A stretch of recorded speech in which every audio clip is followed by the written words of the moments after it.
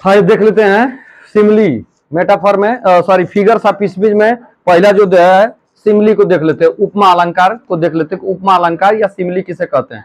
तो सबसे पहले इसके डेफिनेशन को देख लें। ये simile is a comparison between, ये सिमली क्या है? सिमली जो है, सिमली को हिंदी में उपमा कहा जाता है। It is called in Hindi उपमा, उपमा कहा जाता है।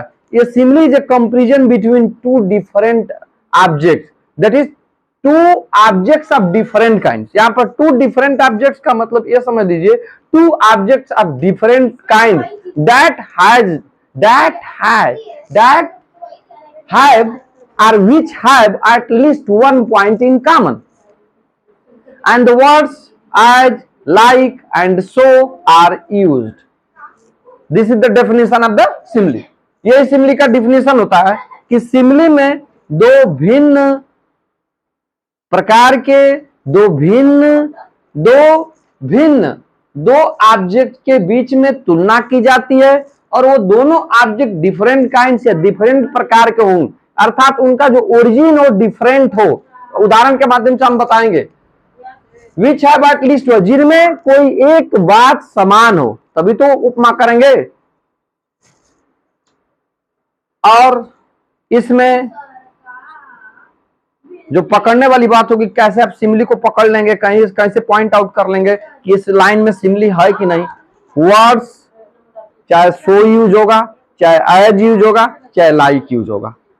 तो सिमली में ये सिमली का डेफिनेशन होगा। अगर डेफिनेशन देख के हम देखें तो इस सिमली के अंतर्गत किसी लाइन में, is there simile in a line or not, to decide it or to determine it or to fix it, हमें क्या करना पड़ेगा? कितनी चीजें जाने, परिभाषा बता रही है, to objects of different kinds,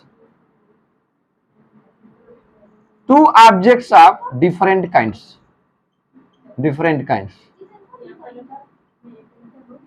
दो ऑब्जेक्ट्स होंगे, different kinds means different origin, जहां उससे पैदा हुए हैं उनका ओरिजिन नहीं होगा। दो डिफरेंट ओरिजिन, उनका जो पैदा होने का ये जो स्रोत है, जहां से वो ओरिजिन या उनका बर्थ हुआ है, वो अलग अलग होगा।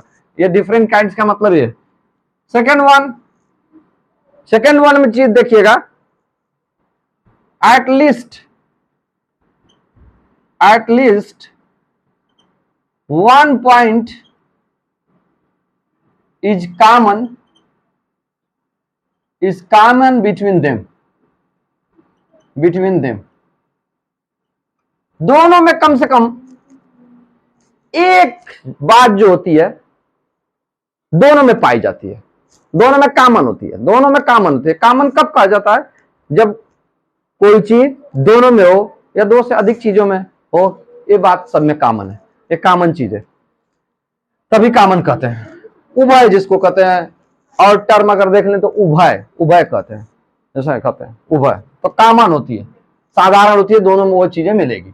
उसी पर उसका एक किया गया सिमली, इसी वजह से इसका सिमली उपमा की गई है। दोनों किसी बात पर एक दूसरे से मेल खाते हैं, वो कॉमन बात होती है, दोनों में एक कॉमन तत्व मिलता है।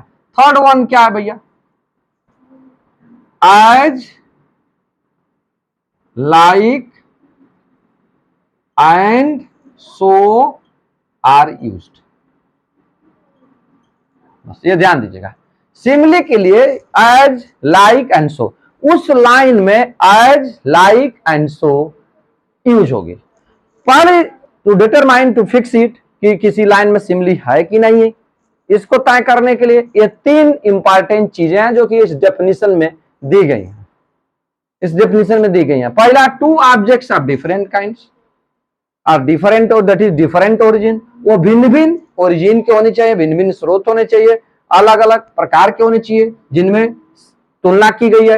At least one point is common between them, हाँ, उनमें कोई एक तत्व समान होना चाहिए, एक बात समान होनी चाहिए। As, like and so, the words as, like and so are used, चाहे उस लाइन में एज होगा, चाहे लाइक होगा, चाहे सो होगा। इन तीनों में से out of these three words, कोई एक वर्ड जरूर यूज होगा, तब जाके सिमिली होगी। तो ये हो गए सिमिली के लिए, किसी लाइन में सिमिली होने के लिए आवश्यक कंडीशंस, आवश्यक शर्तें। अब हम एक लाइन लिखते हैं, Ranjit Singh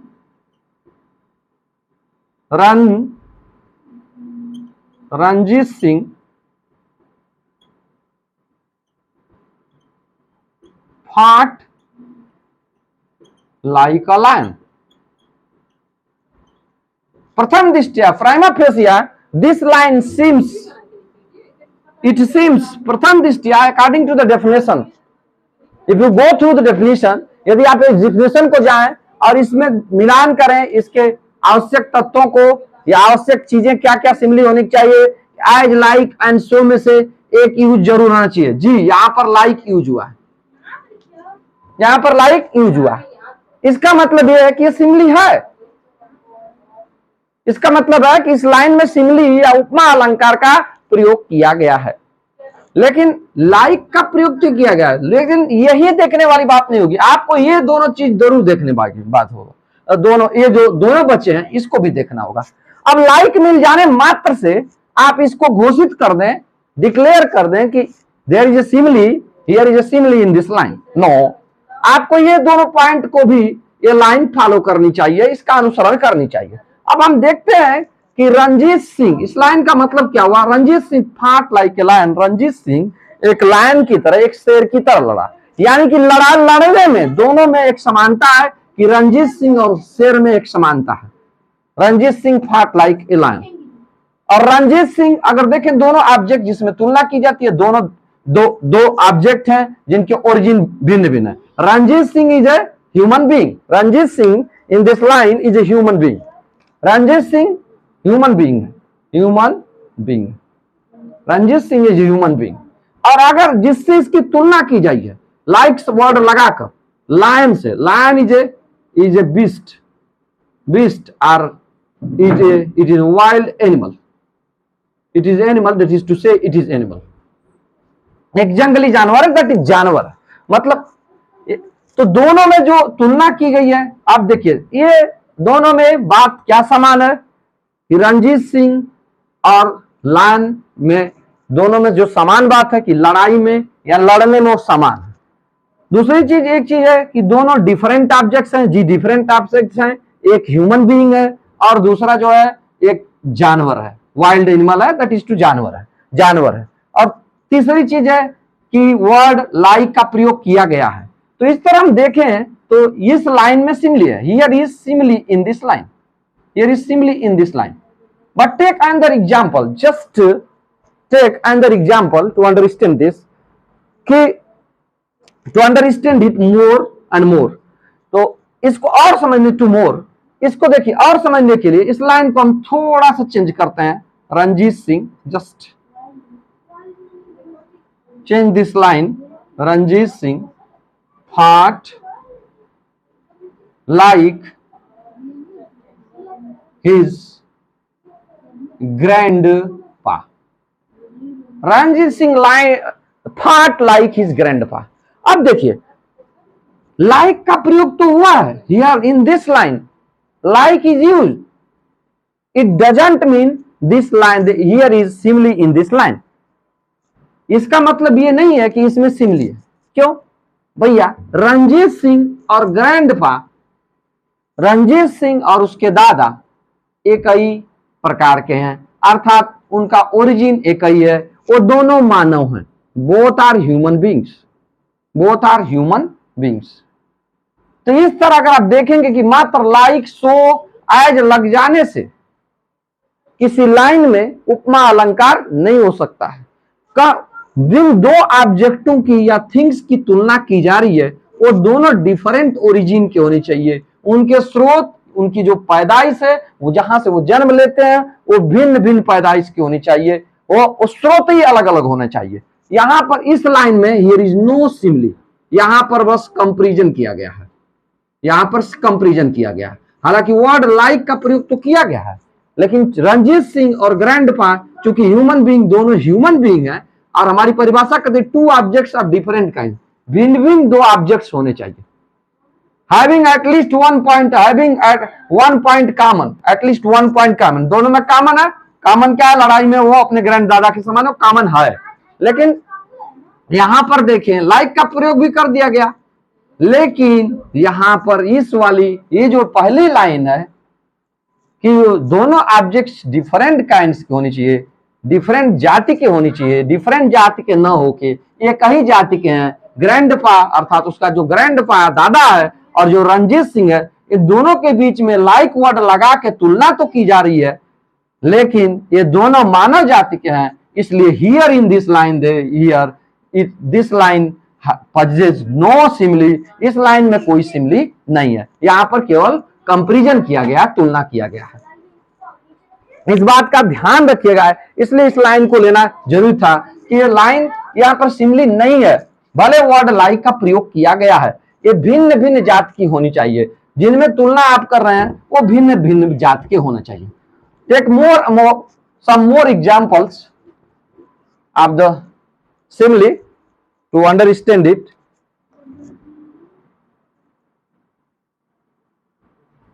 The rain is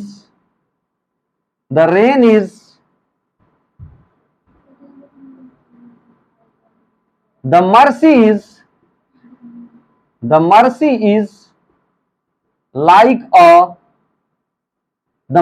is like the gentle rain. The mercy is like gentle rain. इस लाइन में देखें मर्सी और रेन में तुलना की गई है। और अगर मर्सी देखें और रेन देखें, रेन वर्षा, दोनों देखें तो डिफरेंट काइंड की है। मर्सी जो है, ये दया जो है, ये हम लोगों से बिलोंग करती है। और जो रेन है, एक वर्षा जो है, एक प्राकृतिक जो है, इसका ओरिजिन अगर आप देखेंगे तो ये इसका ओरिजिन स्काई है, ये ऊपर से आता है। तो दोनों डिफरेंट ओरिजिन के हैं और वर्ड लाइक का प्रयोग किया गया है। और दोनों में तुलना की गई है कि मर्सी कैसी है? सज्जन वर्षा की तरह है, यानी कि मर्सी भी सज्जन है और वर्षा भी सज्जन होती है। तो दोनों में एक बात कॉमन है, इसलिए इस लाइन में so in this line possesses mercy simile, और इसलिए इस लाइन में सिमिली है। Now take another example.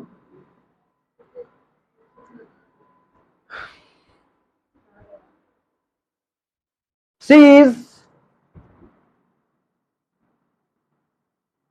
as fresh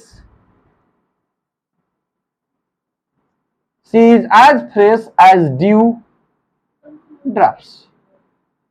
देखिए, अब इस जैसे ही लाइक एज आए तो कम से कम आप ये मान के चलना चाहिए आपको कि सिमिली हो, देयर में भी सिमिली हो सकती है, but there can be surely simile in that line. It will depend when the line will follow this definition. Absolutely. वहां पर सिमिली हो है कि नहीं है, whether that line possesses simile or not, ये लाइन जो है ये हमको देखना पड़ेगा कि क्या डेफिनेशन में इसको पूरा का पूरा फॉलो कर रही है कि नहीं। अब यहां पर she is as fresh as dew drops, वह ड्यू ड्रॉप्स की तरह, ओस की बूंदों की तरह ही ताजी है, वह ओस की बूंदों की तरह ही ताजी है। तो सी क्या है? सी यहाँ पर ह्यूमन बीइंग से बिलोंग करता है, और ड्यू ड्रॉप्स जो है natural things that comes from the sky. ये दोनों का ओरिजिन देखें तो डिफरेंट है, यानी डिफरेंट काइंड से हैं। ये किसी गर्ल या वुमन के लिए या लेडी के लिए लगा हुआ है, यानी कि फेमिनिन जेंडर ये हमसे बिलोंग करता है, मानव प्राणी से। और ड्यू ड्रॉप्स जो है नेचुरल थिंग है, हालांकि हम भी नेचुरल थिंग्स है, लेकिन ओरिजिन देखेंगे तो अलग अलग है।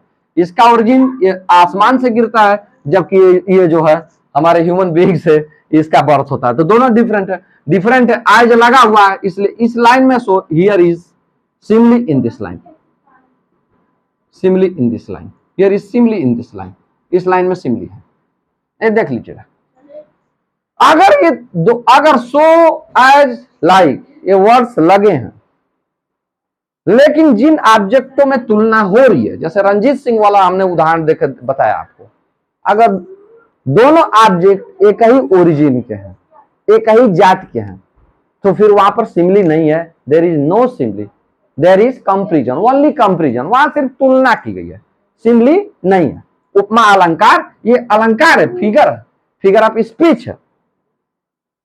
स्पीच के फिगर में एक तो ये कुछ बदल दे रहा है, तो ये फिगर ऑफ स्पीच है। फिगर ऑफ स्पीच का मतलब होता है अलंकार।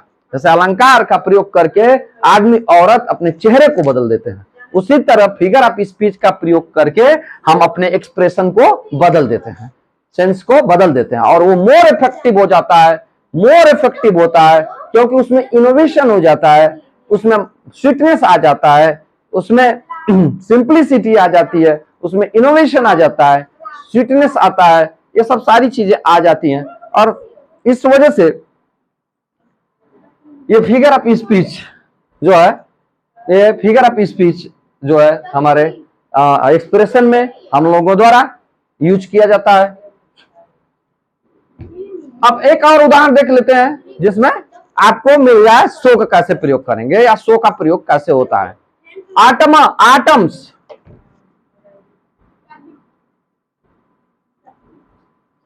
atoms leaves atoms leaves fade, atoms leaves fade, atoms leaves, ये लाइन है, will fade, atoms leaves will fade, leaves will fade, so will I, so will I। जैसे तीनों वर्ड जब आते हैं तो ये थोड़ा सा आपको लगना चाहिए, थोड़ा सा आपके दिमाग में आ जाना चाहिए कि यहां पर सिमली हो सकता है। हाँ, क्योंकि सिमली के जो एलिमेंट हैं, जो घटक हैं, जो अवयव हैं, उसमें यह है कि ये तीनों वर्डों में से एक वर्ड का जरूर प्रयोग होगा, लेकिन आपको श्योर नहीं होना चाहिए। आपको चेक करना चाहिए कि क्या उन दोनों में कोई एक बात कॉमन है, क्या वो दोनों डिफरेंट ओरिजिन के हैं, डिफरेंट स्पेसीज के हैं, भिन्न भिन्न जातियों के हैं। आइए देखें, autumn leaves will fade so will I. Autumn पतझड़ की पत्तियां, पतझड़ के मौसम में पत्तियां गिरती हैं, मुरझाएंगी, सो विल आई, उन्हीं के जैसे मैं भी मुरझाऊंगा। ये कहना चाहता है, आटम की पत्तियों के जैसे मैं भी मुरझाऊंगा, आटम की पत्तियां मुरझाएंगी और उसी तरह मैं भी मुरझाऊंगा। अब देखिए, आटम लिव्स और आई में, लिव्स और आई जिनमें कंपैरिजन हो रहा है, जिनमें तुलना हो रही है, जो कि किसी एक बात में समान है, मुरझाने में समान है, वो भी फेड करेगा और मैं भी फेड करना। लिव्स जो है, this belongs to the plant word, plant and trees word, that is vegetation, trees words of the trees and plants, और I is used here for human being or for us, हमारे लिए इसका प्रयोग है। तो दोनों यहां पर सो आया हुआ है, और पत्ती और ये दोनों भिन्न भिन्न जातियों के हैं, दोनों फेड करेंगे, मुरझाएंगे, एटलीस्ट दोनों में एक पॉइंट कॉमन है, मुरझाने वाला, और सो का प्रयोग किया गया, दोनों भिन्न भिन्न जातियों के हैं। इसलिए यहां पर इस लाइन में, this line has absolutely simile, इस लाइन में सिमली का प्रयोग किया गया। And that's all about this part of speech, simile. आने वाली वीडियो में हम इसके आगे के किसी फिगर ऑफ स्पीच पर चर्चा करेंगे। तब तक के लिए जय हिंद, जय भारत।